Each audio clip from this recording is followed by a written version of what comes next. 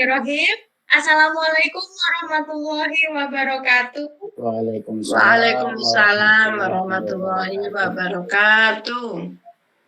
Alhamdulillahirrabbilalamin. Alladzi arsala rasulahu bil huda wa dinil haq liyudhhirahu 'ala dini kullihi wa kafa billahi syahida. Asyhadu an la ilaha illallah wahdahu la syarikalah wa asyhadu anna Muhammadan abduhu wa rasuluhu amma ba'du. Pertama-tama, marilah kita panjatkan puji syukur kehadirat Allah Subhanahu wa Ta'ala yang telah memberikan kita kesehatan dan juga kesempatan sehingga kita bisa berkumpul kembali dalam pengajian virtual keluarga Haji Ahmad Bernadi. Untuk Ayah, silakan menyampaikan materinya. Assalamualaikum warahmatullahi wabarakatuh. Waalaikumsalam warahmatullahi wabarakatuh. Alhamdulillah wa syukurillah, la hawla wa la quwata illa billah. Asyhadu an la ilaha illallah wahdahu la syarikalah wa asyhadu anna Muhammadan abduhu wa rasuluh la nabiyya ba'dah. Raditu billahi rabbah wa bil islami dina wa bi Muhammadin sallallahu alaihi wasallam nabiyya wa rasulah. Rabbi zidni ilma wa rizqni fahma. Allahumma salli wa sallim wa barik ala nabiyyina Muhammadin wa ala alihi wa ashabi ajma'in. Anak-anakku dan cucu-cucuku yang ayah sayangi dan Anang sayangi, alhamdulillah kita panjatkan puji syukur kehadirat Allah. Di siang hari ini kita bisa bertemu kembali dalam rangka pengajian keluarga. Yang insya Allah siang hari ini kita akan membahas mengenai teladan Rasulullah Sallallahu Alaihi Wasallam. Anak-anakku semua dan cucu-cucuku semua, seperti kita ketahui bahwa ada kewajiban buat kita untuk mengikuti tuntunan dari Rasulullah Sallallahu Alaihi Wasallam, baik mengenai cara ibadahnya maupun dalam kehidupan sehari-hari yang memang harus kita teladani, karena Allah menyatakan di dalam Al-Qur'anul Karim, a'udzubillahi minasyaitonirrajim, laqad kana lakum fi rasulillahi uswatun hasanah liman kana yarjullah wal yaumil akhir wa dzakarallaha katsira. Sungguh telah ada suri teladan yang baik bagi kalian dalam diri Rasulullah, bagi siapa yang mengharapkan Allah, hari akhir, dan banyak menyebut nama Allah.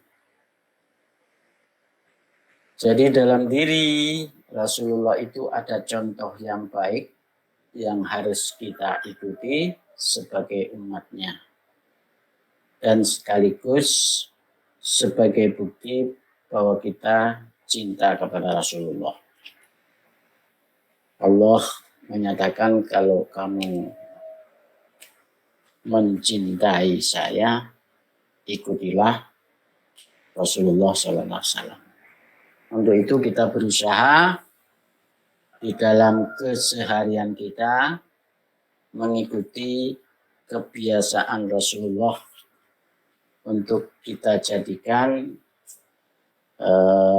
kebiasaan kita juga di rumah atau di keluarga kita.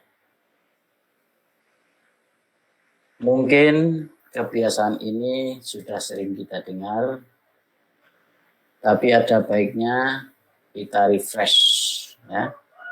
Kita ingat kembali, paling tidak kalau ayah menyampaikan ini, kalau nanti kita melakukan perbuatan ini, amal ini, dengan mengingat nasihat ini, maka Mudah-mudahan kita semua yang terlibat dalam pertemuan ini mendapat pahala. Ya. Kita ikuti kebiasaan Rasulullah dalam keseharian. Misalnya yang pertama, Rasulullah tidak pernah mencela makanan. Makan dan minum itu kan kebutuhan sehari-hari. Karena kebutuhan pokok sehari-hari, hampir setiap saat kita berhadapan dengan makanan atau minuman.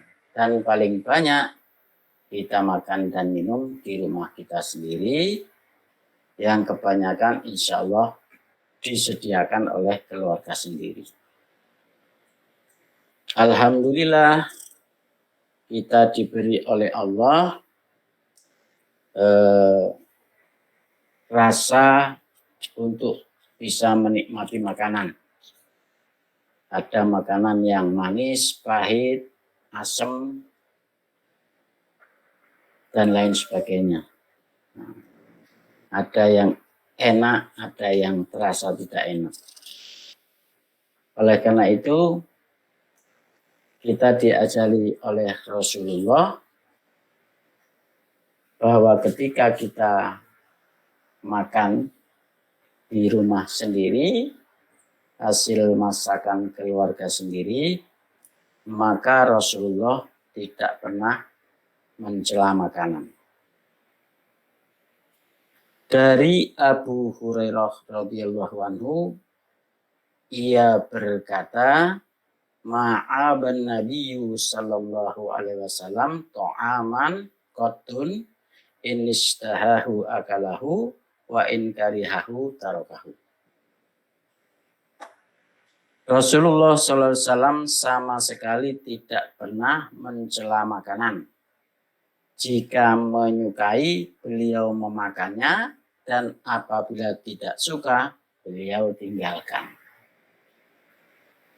Jadi kalau kita makan di rumah, ada kemungkinan karena istri kita masih baru belajar masak, atau jam terbangnya belum lama, maka masakannya belum sesuai dengan lidah kita. Kita itu memang harus jujur, tapi kalau jujur mengatakan masakan tidak enak, ya tentu istri kita sakit hati. Ya, ini masakan rawon kok rasanya soto. Kelihatannya soto tapi kok rasanya seperti rawon. Itu mungkin jujur kita ngomongnya, tapi nggak enak diterima oleh istri kita, oleh keluarga kita. Oleh karena itu, Rasulullah mencontohkan bahwa ketika beliau tidak suka terhadap makanan itu, beliau tinggalkan. Yang suka dimakan. Tapi juga istri kita jangan memaksa ya, karena sudah capek masak rawon, rasa soto, suaminya tidak berkenan, kenapa nggak dimakan? Makan aja gitu. Ya nggak usah maksa gitu. Kalau umpamanya kelihatan memang nggak suka ya kita harus nerima lah. Ya umpamanya di hari masak kerupuk terus ditonyolkan ke Mas Al suruh makan ya kasihan dia tersiksa kan gitu. Jadi Rasulullah memberi contoh, kalau tidak suka makanannya ya ditinggalkan gitu saja. Kalau suka ya dimakan, dihabiskan, malah senang itu yang masak. Walaupun rasanya tidak begitu enak, tapi kalau kelihatan habis suka dia, senang dia. Nah, sepertinya masakannya enak sekali. Nah itu kebiasaan Rasulullah ketika menghadapi makanan. Tidak suka mencela makanan walau terasa kurang enak di lidah. Ditinggalkan begitu saja, yang suka yang dimakan. Kemudian yang kedua, anak-anak semua, ada kebiasaan dari Rasulullah yang harus didengarkan atau peringatan dari Rasulullah bahwa Rasulullah Shallallahu Alaihi Wasallam bersabda, la akulu muttaqiyan. Kata Rasulullah, aku tidak makan sambil bersandar. Ya. Jadi kalau kita makan itu, tubuh kita jangan bersandar di dinding. Ya. Karena kalau orang yang makan sambil bersandar di dinding itu, kemungkinan makannya lebih banyak. Banyak yang masuk karena posisinya sambil bersandar. Sehingga ketika dia berdiri, kekenyangan. Jadi posisinya harus duduk seperti orang duduk normal, tegak gitu.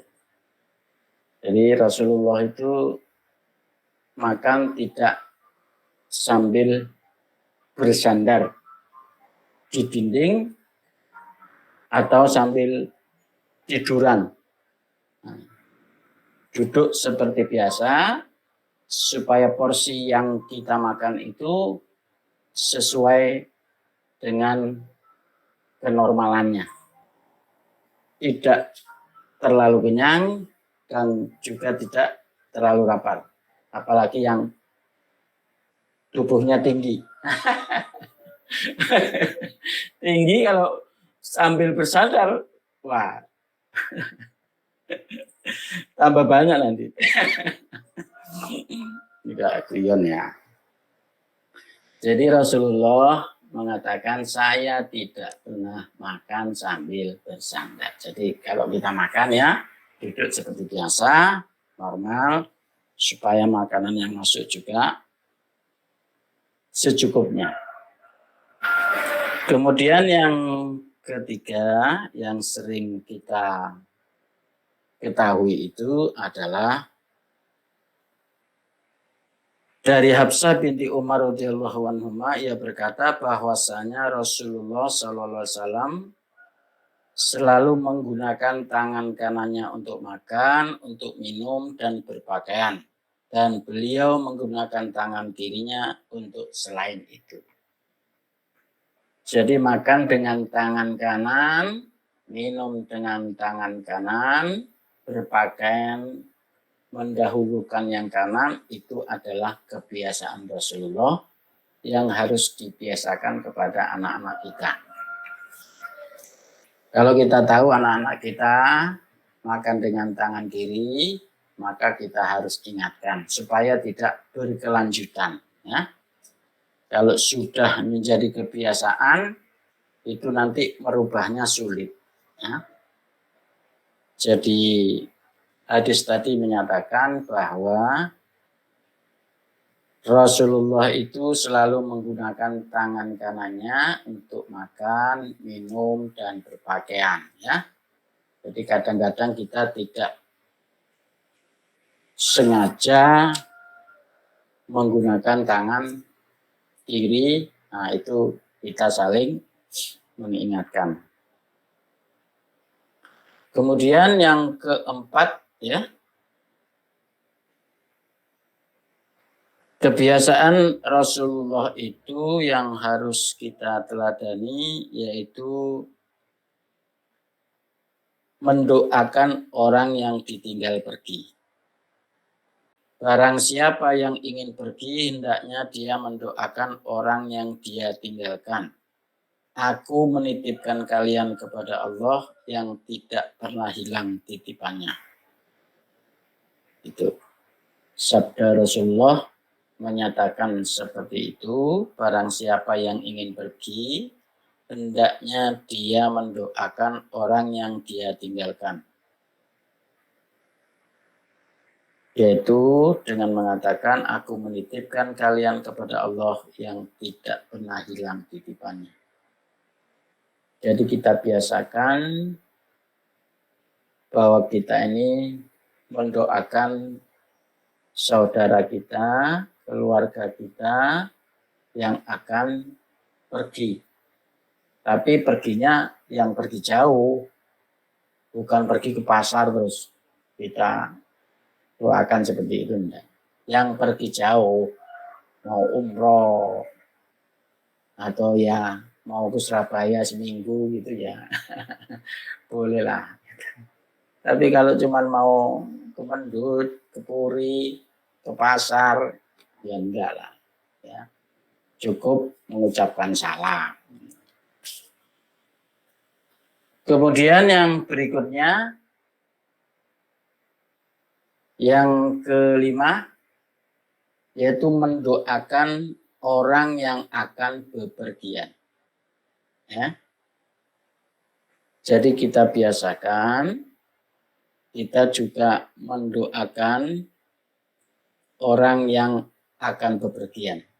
Ini juga orang yang akan bepergian jauh. Ya. Mau haji, mau umroh, mau keluar kota dalam waktu yang lama.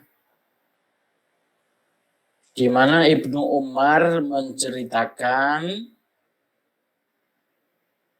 kepada seseorang, mendekatlah kepadaku, akan aku doakan engkau. Sebagaimana Rasulullah Shallallahu Alaihi Wasallam mendoakan kami jika kami akan pergi.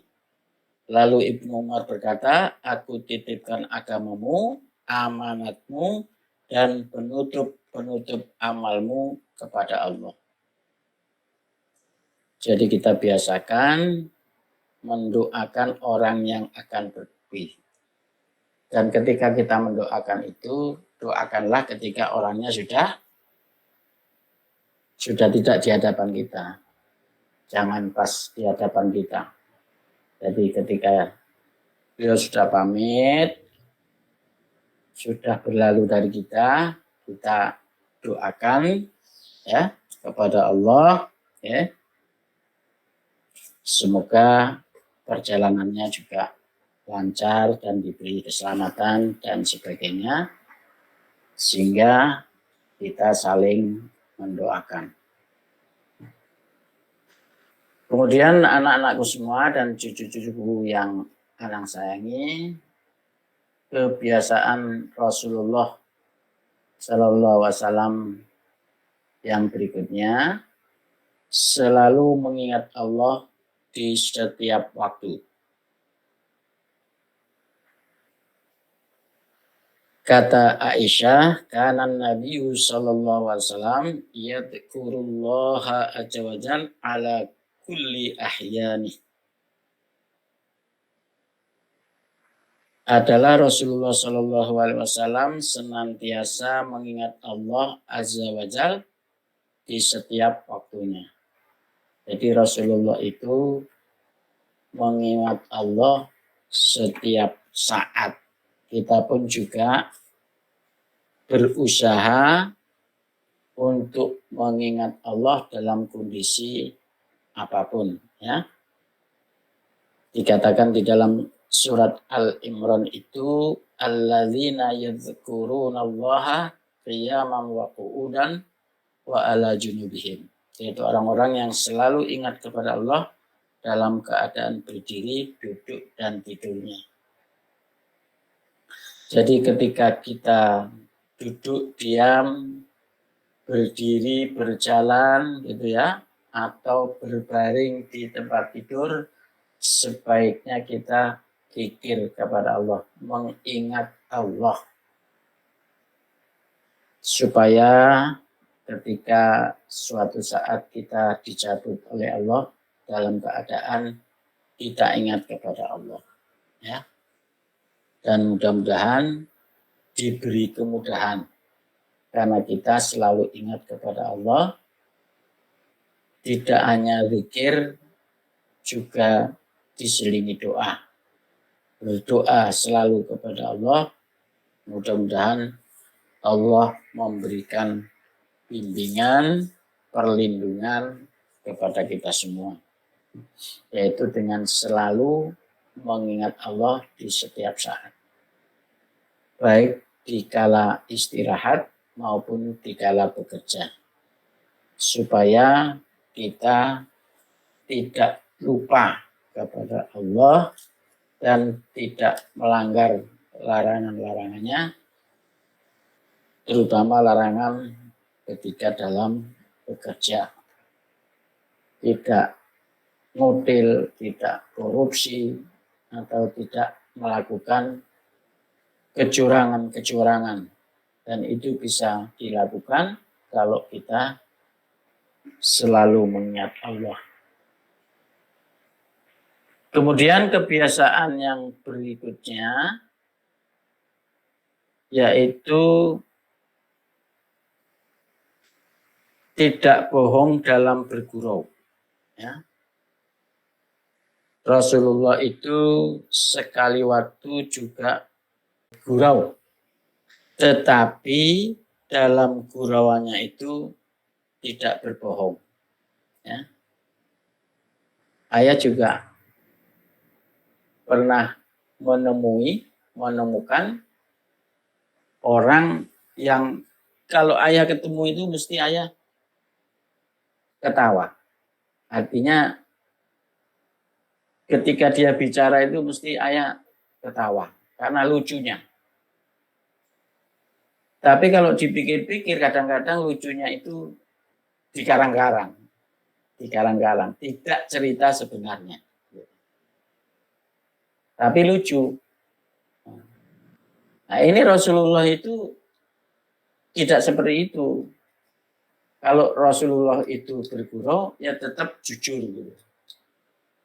Karena ada seorang wanita tua datang kepada Rasulullah, apakah dia bisa masuk surga? Maka Rasulullah mengatakan, tidak ada. Di surga itu tidak ada orang tua gitu. Sehingga orang ini menangis. Nah, karena dia merasa sudah tua. Lalu diberitahu, nanti di surga itu memang nggak ada orang tua. Ya. Semuanya dibuat masih muda. Masih segar bugar. Yang tua dikembalikan menjadi muda. Karena di sana tempatnya kebahagiaan, kenikmatan. Nah, tidak ada yang tua. Kalau orang tua kan sudah tidak bisa merasakan nikmatnya hidup karena saking lemahnya. Maka dikatakan di dalam Al-Quran itu, di surga itu penghuninya masih muda-muda. Semua termasuk kita ini. Walaupun ayah dan mama sudah tua, nanti mudah-mudahan kalau masuk surga ya dibuat muda. Dibuat muda semua. Mudah-mudahan kita dimasukkan ke dalam surganya Allah. Kemudian kebiasaan Rasulullah SAW yang berikutnya turut mengerjakan pekerjaan rumah. Nah, ini sindiran buat suami-suami. Jadi Rasulullah itu dikatakan juga turut mengerjakan pekerjaan rumah. Jadi pekerjaan rumah itu bukan cuma tugasnya istri, tapi suami juga punya kewajiban.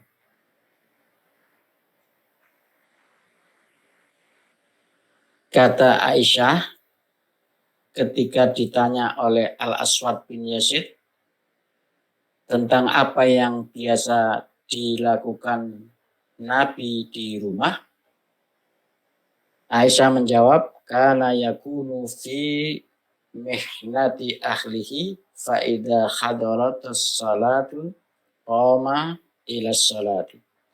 Beliau turut membantu pekerjaan keluarganya dan apabila datang waktu sholat, beliau segera pergi sholat.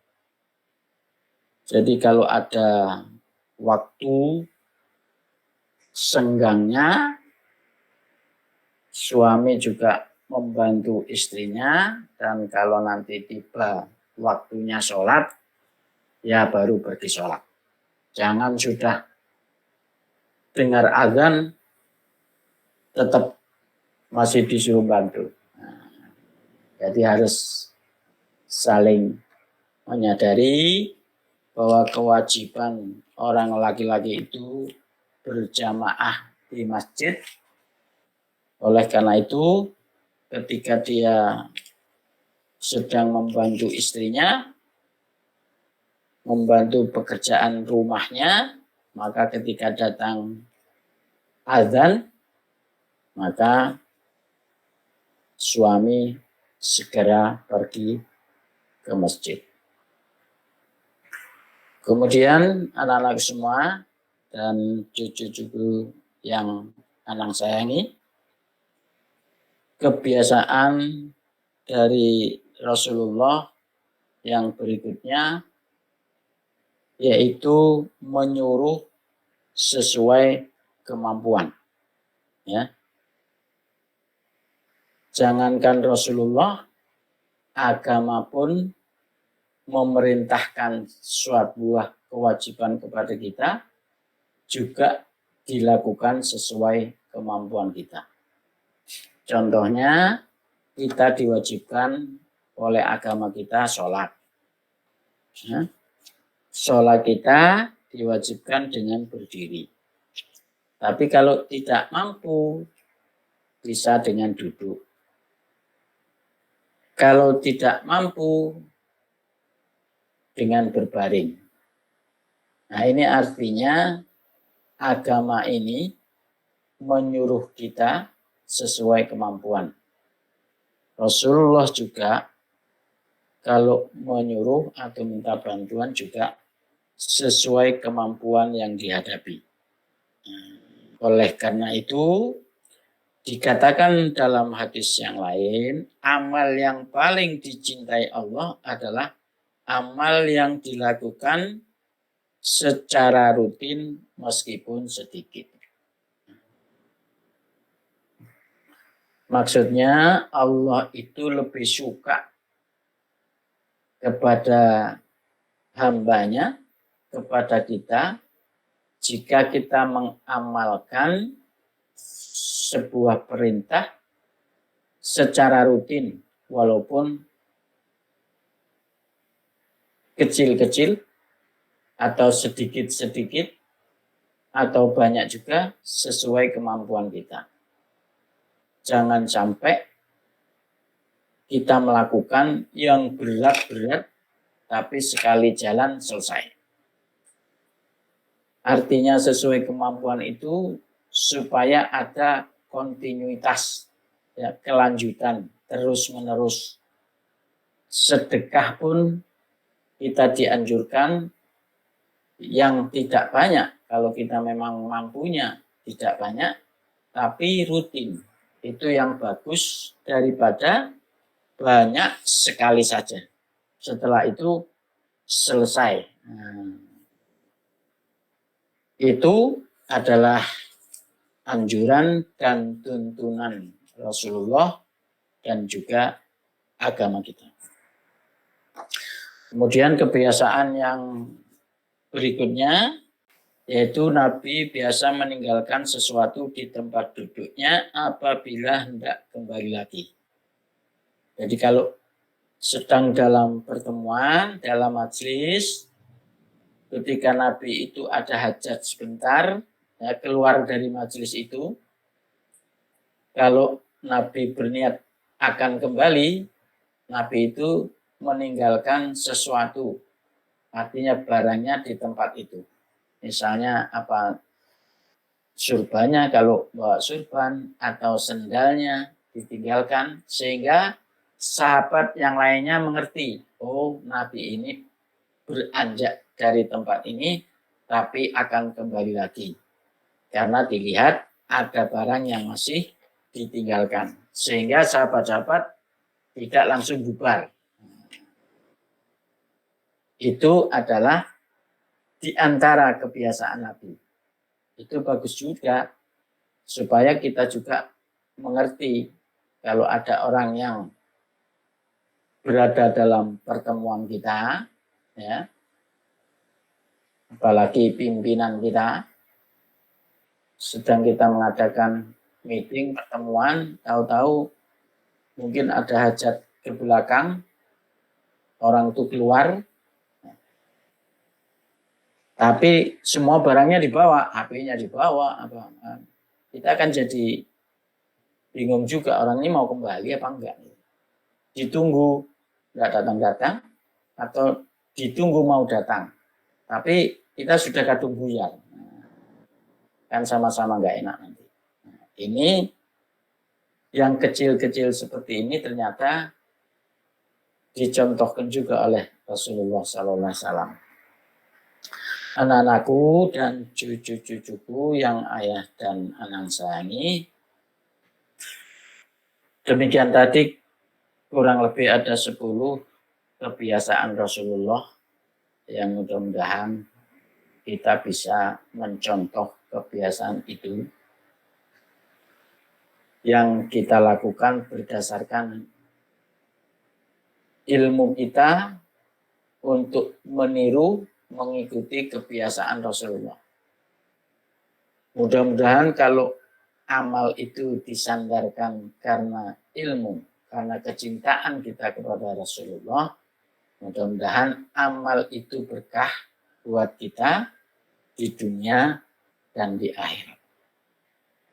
Seperti tadi, makan umpamanya tidak bersandar di dinding.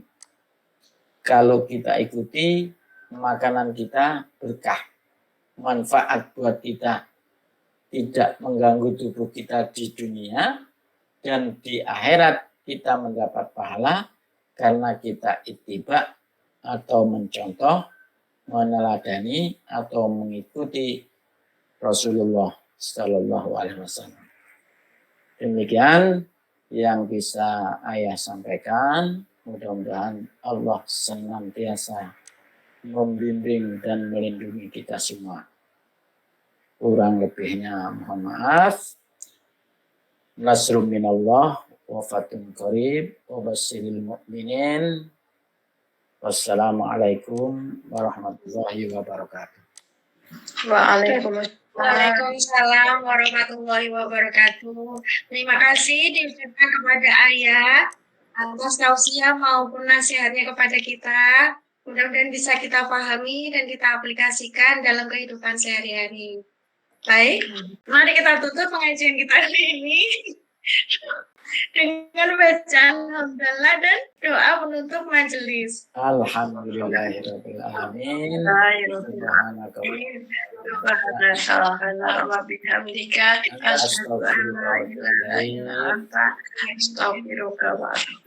Assalamualaikum warahmatullahi wabarakatuh. Waalaikumsalam. Waalaikumsalam warahmatullahi wabarakatuh.